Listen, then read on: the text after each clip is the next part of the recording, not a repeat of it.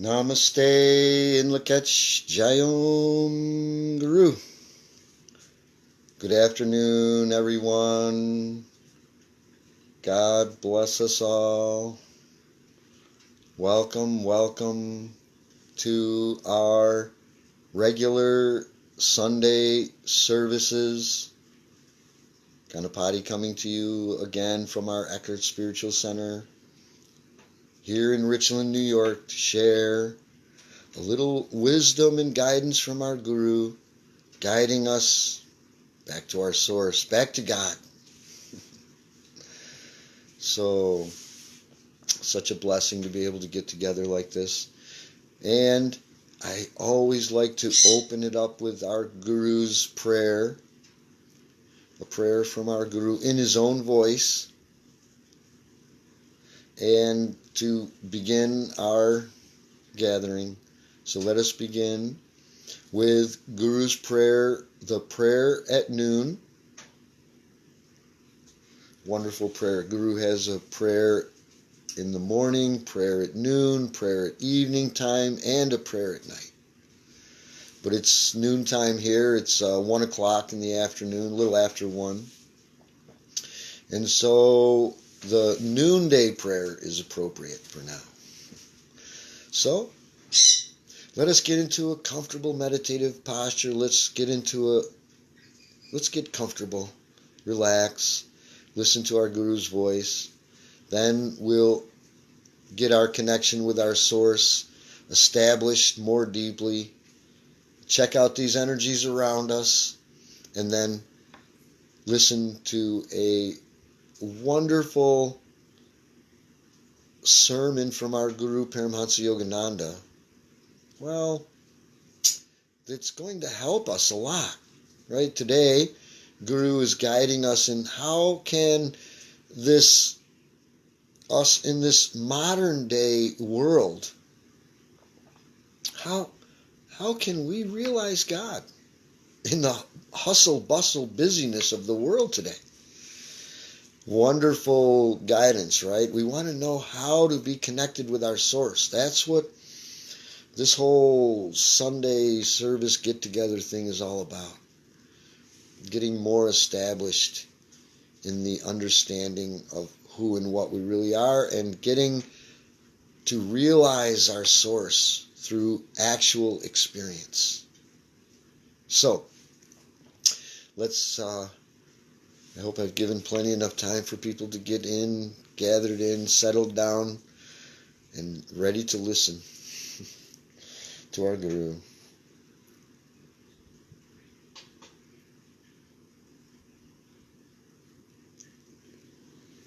I, Paramahansa Yogananda, am praying with you. Pray with me, with the deepest devotion of your soul. Prayer at noon. The sun shines high in the heavens. Everything is fully awake. Awaken thou me likewise. Thou art invisible, yet thine energy flows to the rays of sunshine. Fill my veins with thine invisible rays, making me strong and tireless. As the sun shines in the busiest streets, may I behold thy rays of protecting love in the crowded places of my life's activities. As the light shines steadily, undisturbed on the streets, whether crowded or empty, so may I hold my calmness and my strength steadily while I move through the crowded or empty streets of life. Give me strength, and what I receive, teach me to share with others.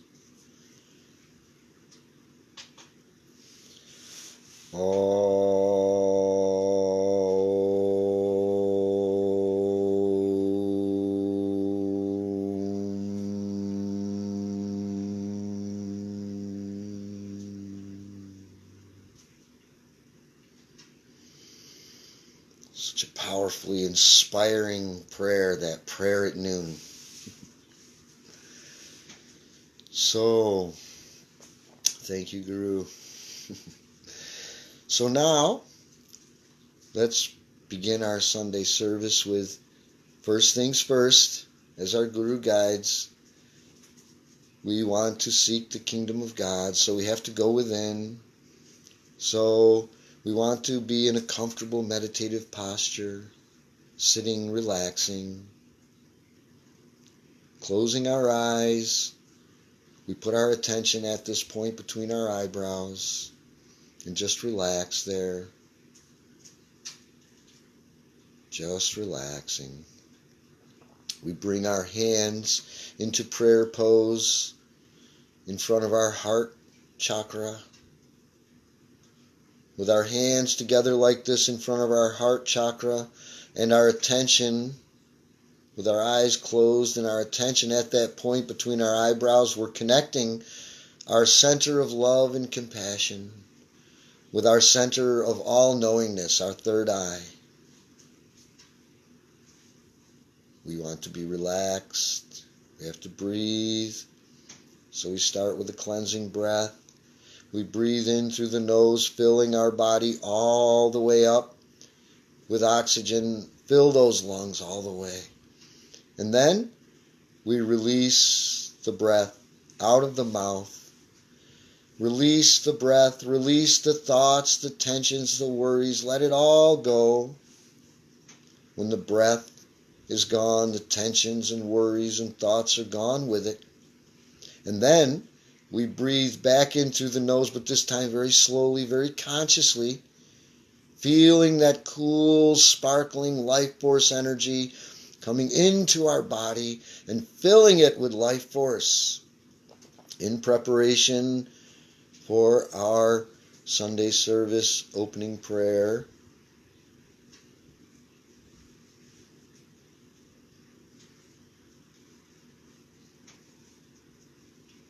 Oh, my great and wondrous Creator, you are omnipresent. You are in all your children. Manifest your healing presence in our bodies for the good of all, only to glorify you, so might it be.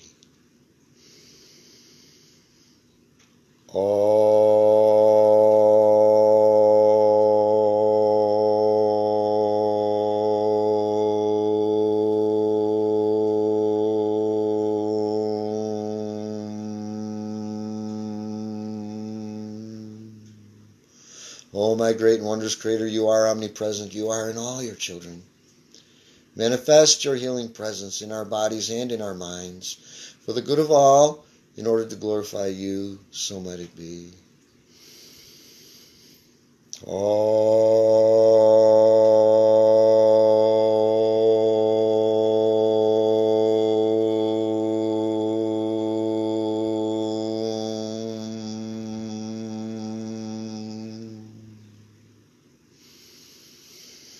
Oh, my great and wondrous Creator, you are omnipresent. You are in all your children.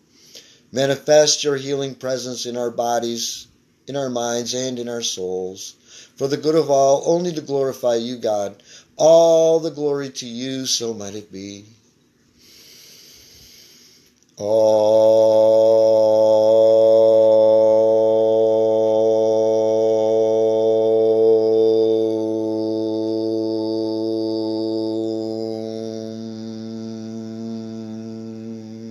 Thank you, God. Thank you for always listening to, hearing, and answering all of our prayers. Even when the answer is no, we still thank you. Thank you for not giving us what wouldn't be good for us. And thank you for answering our greatest prayer, to send Guru to guide us home to you. Thank you, God, for sending Guru. Thank you, Guru, for guiding us.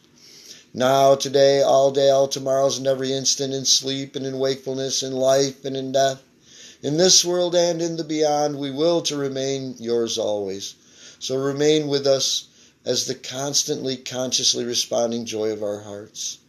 And may your love shine forever on the sanctuary of our devotion, that we may be able to awaken your love in all hearts and minds. For the good of all, only to glorify you, God, so might it be. Thank you, God. We love you. Oh.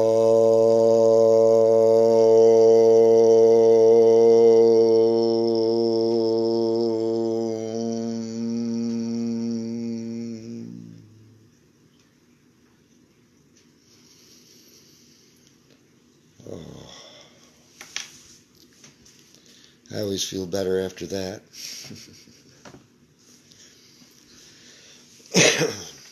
Well, so then, next, after we've kind of, realized our connection to Source more deeply, the next step would be to get an understanding and realize what are these energetic, vibrational frequencies that are going on all around us all the time, so that we can be in harmony with them, so that our life goes in harmony. And so what we do is we look at our dream spell astrology wisdom. This is the wisdom from the Mayans that has been kind of adjusted for this new cycle after December 21st, 2012. And we call it the dream spell cycle. It's still the wisdom of the Mayans.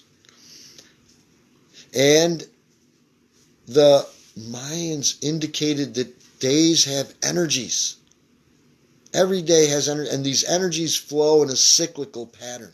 And if we can get in harmony with them, then our life will be harmonious. Does it make sense? Perfect sense, right? If we can be in harmony with the vibrational energies and the frequency and the tone that's going on all around us, because everything is vibration, everything is always in a constant state of flux of changing vibrational frequencies. And if we can be in harmony with those changing vibrational frequencies, there's a rhythmical pattern to them that we can get in tune with. And that's what this dream spell astrology wisdom is all about. So what does our dream spell astrology wisdom tell us we want to try to be in harmony with today? Well, first of all, it's a very special day because it's called a Galactic Activation Portal Day. This is a day when, these energies are a little more pronounced, a little more energized today. There are 52 of these days in the 260-day Tzolk'in cycle. And they occur in a very specific rhythmical pattern that our consciousness kind of picks up as we keep working with it each day. Just looking at it and getting in tune with it each day. Just for a few minutes. And we know in the dream spell astrology wisdom that each day has a tone and a frequency, and the tone is going to tell us what the frequency is going to be like. And the Mayans have assigned not only names but also energetic understandings to each of these frequencies and tones, so that we kind of know what to get in tune with, right? What to be in harmony with.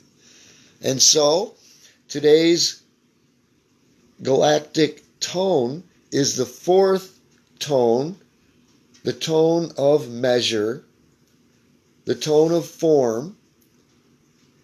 We call this tone Can, and it has 4 dots. It's the fourth galactic tone, but more importantly than the number 4 is this energetic idea of, measuring so that form can take shape, right? We have to measure for form to come into being. And we have to measure accurately, right? Equal measurements. And so this idea for measuring for form to take shape is coming together with this solar frequency that is called Ben. Ben is known as the Red Skywalker. Red Skywalker, because Ben is that energy that, as I said, it's the energy is what's important, and that is this idea of heaven coming to earth. Right? We see in this what we call this archetypical solar glyph. This is what the Mayans actually drew on the wall. They show pillars coming down from heaven to reaching down towards the pillars on earth, the stabilized pillars of earth. But they're not quite reaching. And what Ben is reminding us of is that we are what connects heaven to earth. We're the missing element in this archetypical glyph. We have to fill that space and make that connection for heaven to be here on earth. And that's going to require certain measurements, right? To get some stability, to get that idea, that form to actually, of heaven on earth, to actually come into existence. We can't do that without measuring. It's a step-by-step process for this idea of heaven to manifest here on earth. So now that we've looked at the tone and the frequency, the tone kind of describing what the frequency is like, let's take a look in our Dream Spell Astrology Wisdom Workbook, where we will have a description of what it is when we combine this tone and this frequency, and what is this galactic signature of today, and what are we trying to get in harmony with. Here in the workbook, we have the opportunity to color and draw, fill in blanks, and read a little something that's going to tell us how to actually get, what we're trying to get in harmony with for today, so then we'll know how to be in harmony with today's galactic signature so that our life can go harmoniously, right? That's the only reason why. We want to live a happy and harmonious life. If we're in harmony with this, our life will go much more pleasantly. So let's read.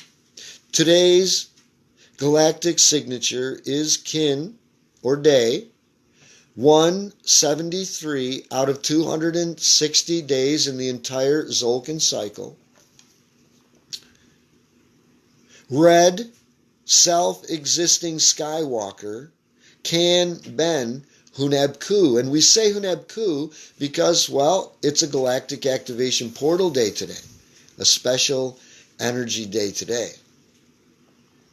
After activation of the electric tone of service, that's what happened yesterday, because this is a connecting step-by-step process. Today comes the defining of the self-existing tone of form, right? This tone called Can, the self-existing tone of form. Red, self-existing Skywalker, Can Ben Hunab Ku, guides and teaches us to share sacred messages that unite heaven and earth, and to experience ourselves as pillars of wakefulness in order to utilize the power of definition, discernment, and measure, which allows us to bring form into existence. All form follows vibration, and all vibration follows form. How we define things determines precisely how they form. Since all form is self-existing, when we allow ourselves to surrender to the natural intelligence of the form that we are intending to manifest, without control or manipulation, they are birthed gracefully. By finding comfort in the unknown and empowerment in fluid reference points, we can voyage beyond what we have known ourselves to be. To be self-existing is to be self-sustaining, self-maintaining, or in other words, whole within oneself. Let us strengthen the foundational structure of who and what we really are while we enjoy the mystery of naturally flowering order. Right? This whole universe is going in a naturally flowering order. There is nothing going wrong. And if we can get in harmony, then nothing will go wrong in our life either. That's what we really want, isn't it? That's what it's all about here at the Awakening Consciousness family here. We aren't worried about what is your religion. Everyone wants to be happy. Everyone can do this. Anyone and everyone can do this. We can all do this. And we can do it together. Doesn't matter what our race is. Doesn't matter what country we're from. Doesn't matter what religious path we follow. None of that matters. Isn't that beautiful here? We don't have to debate about that here. Here we're just finding our way back to source. Finding our way to liberation from sorrow and suffering here while we're on earth. And then the ultimate liberation of not having to come back here after we've completed this incarnation. Not being compelled to come here, ignorantly lost, wondering what's going on. Because isn't that where the whole problem is? If we don't understand what's going on, then we're not happy. And when we understand everything that's going on, well, then everything's okay. So, well, now that we know what kind of energies we want to get in tune with for today, next we want to take a look at our Guru's teachings, our Guru's Sunday service reading. Guru used to do Sunday services every Sunday himself. He would do one Sunday in Los Angeles, and the next Sunday he would go to Hollywood Chapel, temple that he had there, at his churches of all religions, he called them, right? Church of all religions, right? Because, as I said earlier, it doesn't matter what your religion is. You want to be happy. You want to have a life that's in harmony. So, I wanted to also mention, don't want to forget, I always like to mention this, we heard Guru's voice here today, and we can get this CD ourselves and actually hear Guru's voice ourselves, right, on this wonderful CD. It's called Songs of My Heart. I don't know if you can see. I don't know if there's a glare on the CD pack. But if you want to get this is Guru's actual voice. He's singing and chanting. It's amazing. You might want to get this if you really like what you hear from Paramahansa Yogananda. So, let me set that down. Let's turn our attention towards our Guru's Sunday service reading today. And, well, today Guru is guiding us on something I think is very important for us all today. How can an active, modern-day person like you and me, us today in the world, realize God? Actually realize God. Know God. Not know of God, but know God. And Guru says that if you're actually living in the world with no attachments, then you are a real yogi, he said. Now, take no heed for the body means not to worry so much about the superficial things, right? The true meaning of renunciation is not that we should be punishing ourselves by giving up everything in life, but that really we must sacrifice those little things for the highest thing. And what is that highest thing? Well, the highest thing is God. The highest thing is our source, right? That's what we want. Guru goes on to point out that worldly people have kind of left God for perishable things. And he advises us to leave perishable things for God. You see, Christ taught physical renunciation, but also mental renunciation. God's law teaches that when we want to conquer something, well, we must know why we wish to conquer. There has to be a reason. We must not only forsake and just stay away from something, but as soon as we think of it, we should throw those thoughts out of our mind, Guru says. Guru says we should conquer the mind. You know, a very wealthy man once forsook everything to follow the path of God. And one day this guy mentioned something about his great renunciation. And this guy replied to him saying, he said, I left nothing. Right? You see, he had left $1 million for a much bigger thing.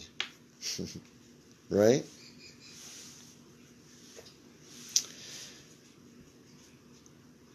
You know, no one really owns anything. We are only given the use of things. So Guru says, don't be proud if you have more than others. Remember, you cannot take a single earthly possession with you when you leave the shores of this life terrestrial, Guru says. Blind renunciation of material objects does not give us freedom. It is by enjoying the bliss of spirit in meditation and by comparing that with the lesser joy of the senses. That's when the devotee becomes eager to follow the spiritual path. For real now. Now, Guru says this story that there once ruled over Gujarat a divine king. His name was Jadava Krishna. Now, his story is told in the great Indian epic of the Mahabharata. Now, we hear there of prophets in the woods, of people that were about renunciation only. But Krishna was the greatest of all prophets because he was a renunciant at heart, while at the same time he performed the duties of a king.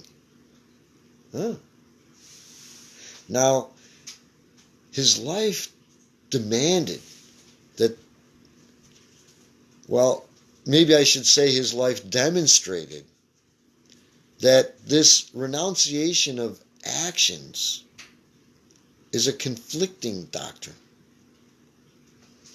What is really necessary is the renunciation of the fruits of actions. Now, God has sent people into this life so circumscribed with hunger. Well, we must work to satisfy that hunger. Without work, human civilization would be a jungle of disease and famine and confusion. If all the people of the world were to leave the material civilization and move into the forests, well, then the forests would have to be transformed into cities. Or, if we didn't do that, then they'd all die because of lack of sanitation and other kinds of necessities. Now, then again, we know that material civilization is full of imperfections and misery. So what possible remedy can be advocated? Guru questions. Guru's got to put a good question to us, huh? Well, we see that Krishna's life demonstrated that it is not necessary to flee from the jungle, so-called jungle of material life. The problem can be solved easily by bringing God right here. Right here where God put us, we can bring God here, right? Right? You see, then heaven must come into the mind where contact actually reigns, right? No matter what the environment out there is. Complete renunciation has been the theme of many prophets, many saints and sages, many all over the world.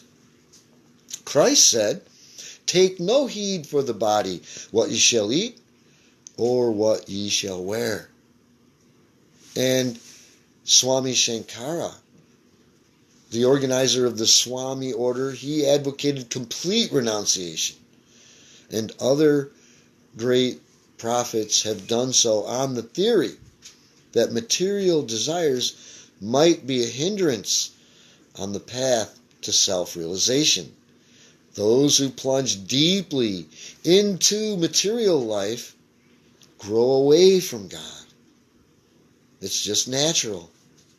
They will be wallowing in the mud of mundane worries, and they become unable to extricate themselves and walk freely along the path of self-realization, the path of life.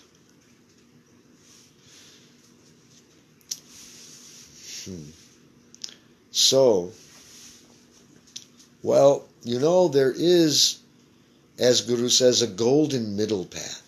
Guru says to avoid the pitfalls of these two extremes, right?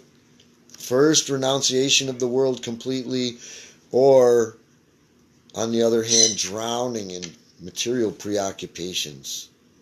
Guru says, we should so train our mind by constant meditation that we can perform the necessary dutiful actions of our daily lives. At the same time, while maintaining the consciousness of God within us. All men and women should remember that the worldly life can be freed from mental, physical, and spiritual ills, provided, Guru says, you add daily deep meditation to your daily schedule. Now, this doctrine of the Bhagavad Gita is very well suited to our modern busy life of many cares, even though it was written so long ago.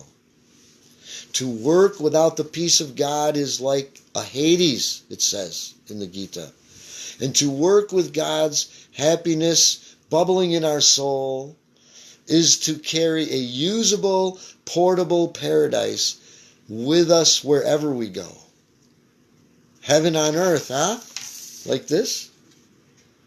To be constantly worried, even in pleasant surrounding, is like being in Hades.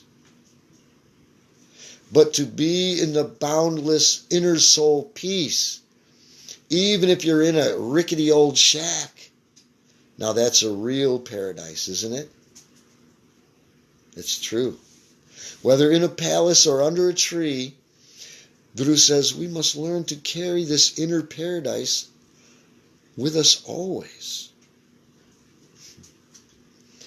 In this way, the doctrine of Krishna strives to teach even us modern people, right? Teach us that this grasping for money and plunging deeper and deeper into more prolonged work out of an attachment or some blind will only produce misery. But on the other hand, outward renunciation of material things while still having an inner attachment only leads to hypocrisy. It also leads to delusion, right? We're deluding ourselves.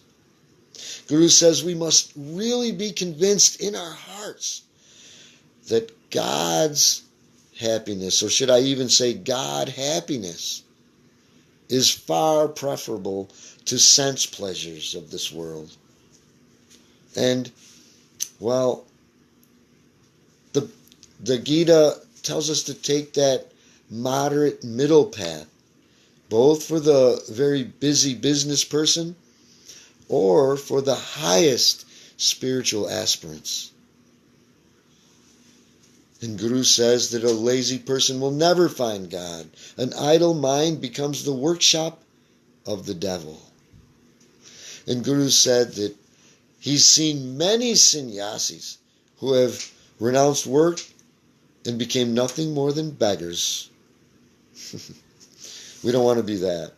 And Guru says people who work for a living without any fruits for their actions, desiring God alone, they are true renunciants. That's what renunciation is about. Well, for the attachment of a worldly life, Guru says we must put in this love for God, love for spirit. We must, well, we're not going to lose our matter consciousness, our matter attachment, unless we become lovers of spirit, lovers of source, God, and then has realized that spirit in all, that source is in all. And Guru says it's very difficult to practice such renunciation. But in thinking that we're only working for God, our love will become so great that we will soon have no other thoughts in our mind, no other objective but to serve and adore God alone.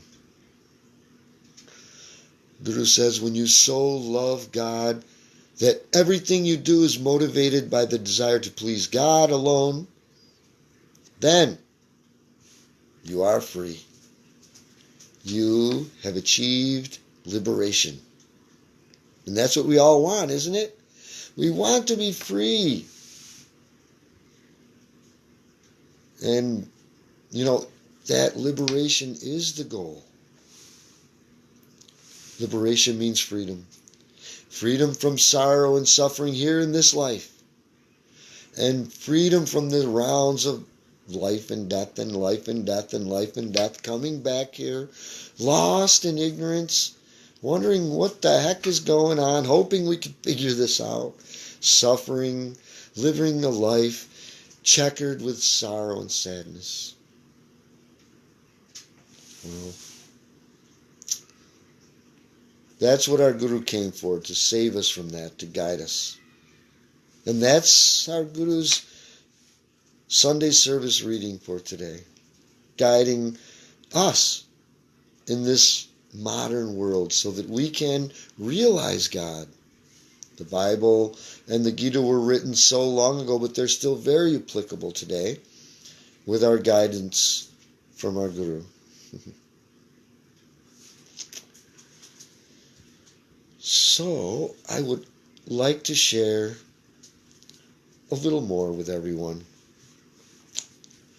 Sri Yukteswar, who was our Guru's Guru, had a view on this idea of, renouncing things, right? We just heard from Guru. What is he saying about renunciation? Well, what did his Guru tell him, right? Let's share that today. And Guru said that Sri Yukteswar used to poke gentle fun at the common inadequate conception of this idea of renunciation. Sri Yukteswar would say that a beggar cannot renounce wealth.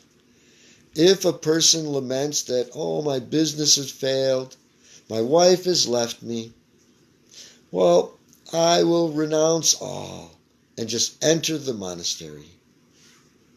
Sri Yukteswar said, to what worldly sacrifice is this guy referring? He didn't renounce wealth or love. Wealth and love renounced him. He hadn't conquered them yet.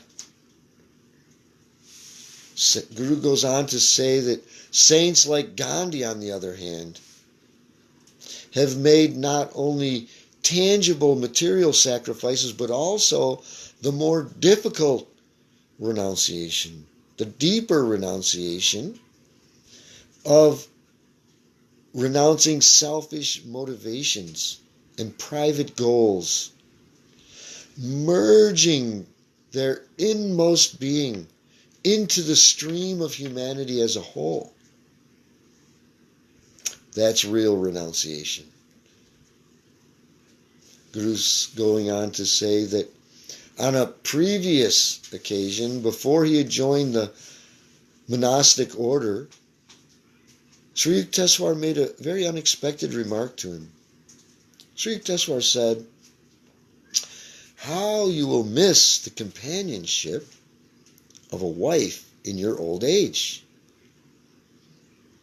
Wow. Wow. Guru said, well,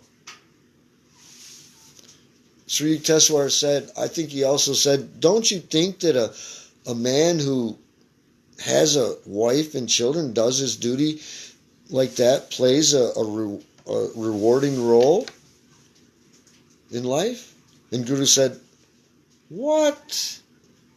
He said, sir, you know that my desire is only for the cosmic beloved. Then Sri Yukteswar laughed so merrily, he said. And he said, I then understood that his words were uttered only to test me. Right? Sri Yukteswar was testing Guruji. And Sri Yukteswar said, they who reject the usual worldly duties can justify themselves only by assuming some kind of responsibility for a much larger family. Right? You don't go down, right, to a smaller, you can go to a larger family. You can't renounce success if you've never had success. Good and interesting point from Sri Yukteswar. And so Guru is also trying to get us to understand this idea of real renunciation, to be happy, giving up this idea of being controlled by things and attached to things. That's the deeper meaning of renunciation. Not necessarily not having things, not being attached to them. And Guru goes on to say that on several occasions, Sri Yukteswar, just like Lahari Mahasaya, who was Sri Yukteswar's guru, they encouraged those so-called unripe students who wanted to join the Swami order already. Well, they would both say, to wear the ochre robe when one lacks God realization is misleading to society. They said, forget the outward signs of renunciation, which may injure you by inducing a false pride. They said, nothing matters except your steady daily spiritual advancement. And for that, they said to use Kriya Yoga. Wonderful advice from our guru, from his guru, and from our guru's guru's guru. Right? From Paramahansa Yogananda in our service, from his guru Sri Yukteswar, and from Sri Yukteswar's guru Lahari Mahasaya. They all said the same thing. They're just passing down the same teachings. And blessed we are to be able to receive these teachings. What a blessing it is. So, I want to thank everyone for taking some time out, coming together with us today, sharing in our Sabbath Sunday service, our Guru's guidance on how to live in this modern world with God in our heart. Then we'll be happy. Then our life will go harmoniously. So thank you all. Thank you all so much. I pray that God blesses all of you with a continuing wonderful Sunday and a continuing wonderful weekend. God bless us all. Namaste. In Lakach Chayom Guru. Have a great day or evening, wherever you may happen to be in the world. Bye now. I love you all. You're always in my prayers. I'm always praying, thanking God for watching over you, guiding you, protecting you. Bye now. Namaste.